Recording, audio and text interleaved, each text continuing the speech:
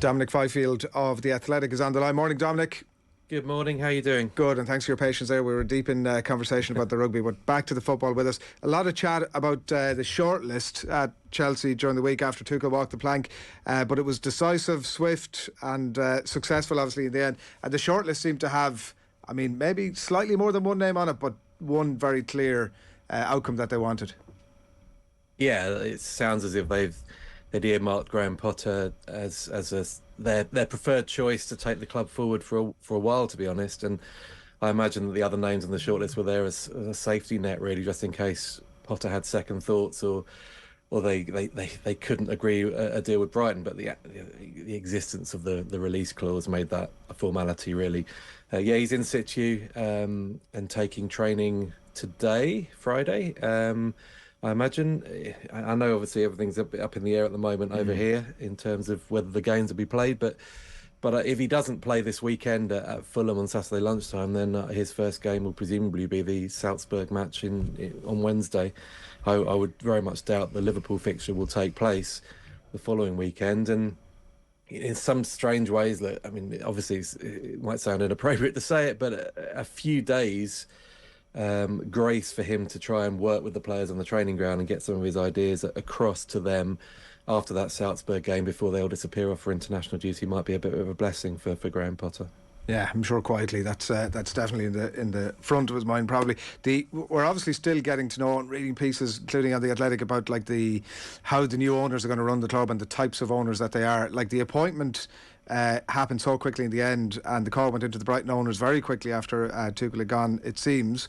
I guess when you're approaching somebody at a club with a less heralded profile and a manager who's less heralded in the sense that he doesn't have the enormous profile maybe as some of the other names that were mentioned, there's some confidence on the owner's part that, well, we're going to be able to get this done either way.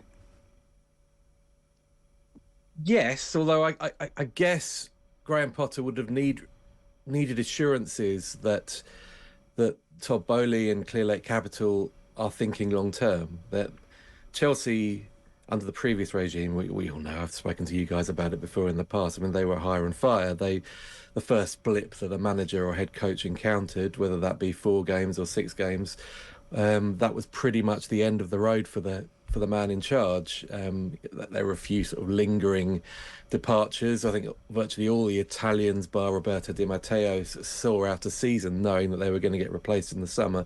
But, you know, generally speaking, once you had a blip and you lost the dressing room, or you lost your way, or indeed Champions League football qualification was threatened, you were out the door.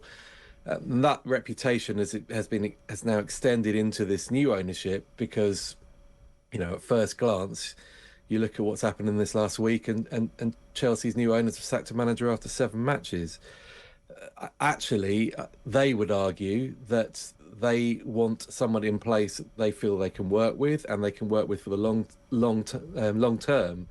And once they assured Graham Potter that that's what they want to do, and they said to him, look, that you will be given time and we will be patient, and we don't expect you to sort of revolutionise the way Chelsea are playing overnight. We don't expect you to be winning the Premier League title, I imagine, this season. I'm pretty sure that conversation must have happened. I think he was probably reassured, and that's a decisive factor in him coming to Chelsea, because he doesn't, from his point of view, this is an opportunity, a massive opportunity for him to make his mark at an elite club. These opportunities come very, very rarely. They come even, for young English coaches, even rarer still. So he would have looked at it and thought, can I make this my project? Will I be given the leeway here to do what I've done at Brighton?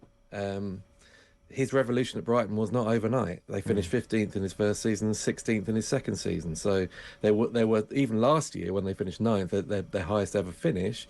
There was a period, I think, of 11 games in the middle of the season where they didn't win a match. I think they lost 5 on the bounce in the spring. There were periods where the home supporters of the Amex were booing. You know, that's within the season they finished 9th. So, but Brighton treated him.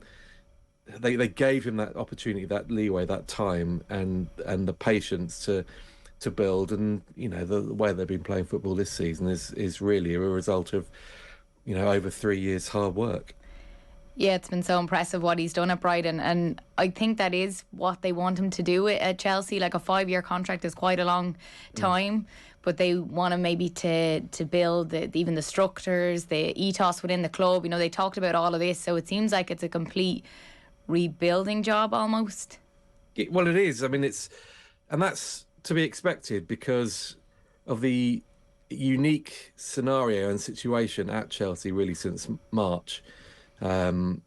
We shouldn't forget the trauma at that club really from March time. And Thomas Tuchel actually was the man who carried that team through, carried the weight of all of that on his shoulders, and was the public face of Chelsea under sanction. We didn't hear much from any of the members of the hierarchy at the time, of anything at all. And he deserves credit for that. But the sense of trauma, it's akin really to a club in administration.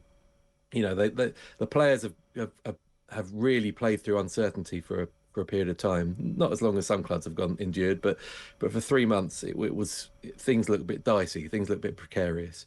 Then this takeover is rushed through.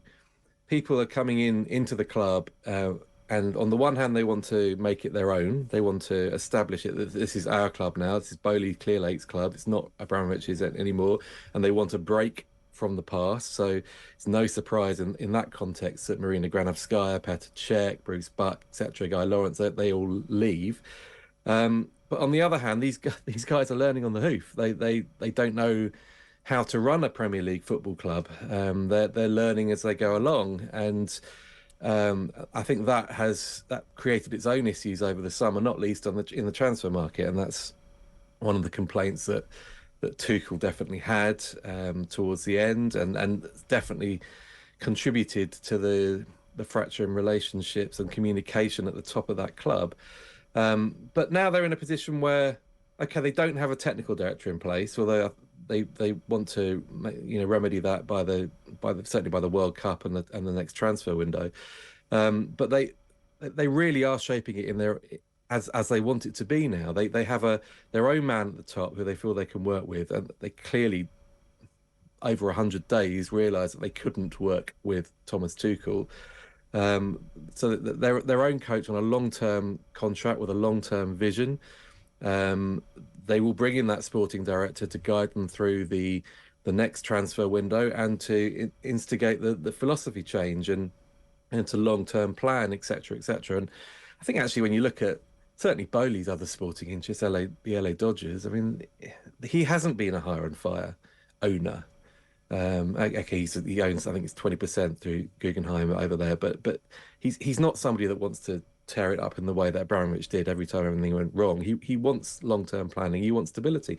And Clearlake Capital is, I mean, they're in this ultimately, I imagine, to make profit. And look at the amount of compensation paid out over the Abramovich era and the losses made there. They don't want to be spending £250 million every transfer window to revamp the squad. They need some kind of long-term strategy and approach that will allow them to be sustainable. This is the best way of doing it. And the only surprise of it all is the timing after 7 games. I mean, that's the thing. I mean, you look at it and wonder whether this change could have been made in the summer, but maybe these guys just had to learn that over a period of time that they weren't going to be able to work together. Yeah, it did look like as if the writing was on the wall. Some of the stuff that's emerged, I was reading some stuff in The Athletic yesterday about them saying internally that Tuchel was a nightmare to deal with around transfers particularly, which it doesn't seem like a most amazing working environment. Just on Aisling mentioned earlier on just about the methods, I think, of Potter and the stuff that he's become known for at building up that Brighton side. How does that play out now with, like, it's different to doing that with Pascal Gross than it is with, they're not like a squad of Galacticos, but they are a step up in quality. So how does that work for him, Dominic, in your view, in terms of trying to make players better, I guess, which is the ultimate acid test of any manager? Well, when I'm actually writing a piece on this at the moment for next week, and I initially thought this is going to be bloody difficult for Graham Potter, because he's between now and when the appointment was made, between now and the World Cup, Chelsea play every midweek. There isn't a break for him to train, and you'd imagine that all the things that he wants to do, whether that be player flexibility, structure of a team, positioning on a pitch, that is done by drumming it in over and over and over again incessantly on the training ground, and he's simply not going to have that opportunity because it'll be match recovery session, preparational session, recovery, etc., from now until the end of time, pretty much. So I envisage that it would be a real problem for him. But speaking to a couple of people last night who have worked with him and worked with him at Brighton and Swansea, etc., their attitude was, well, he instigated almost cultural change, certainly at Brighton, from the previous regime to his. It was chalk and cheese. It was direct football. It was very defensive football, becoming more expansive and attack minded and progressive. He's not having to make that same level of change at Chelsea. These guys are better quality players. There's more pedigree in this Chelsea team, even amongst the younger players in the Chelsea squad.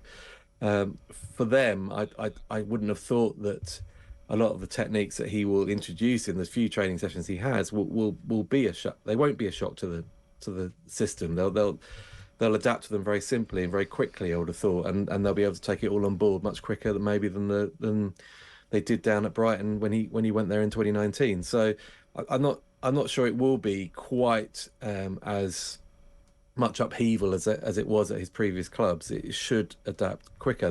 The thing that he's got to deal with most of all, I mean, certainly get egos in the dressing room. I mean, people like Thiago Silva, Koulibaly, Aubameyang, etc. He's never dealt with this caliber of player, people with lofty reputations, and he's going to have to do that. But we're told that his communication skills are one of his fortes. So I mean, I imagine that he will actually relish the chance to work with people like this. The other thing is the pressure.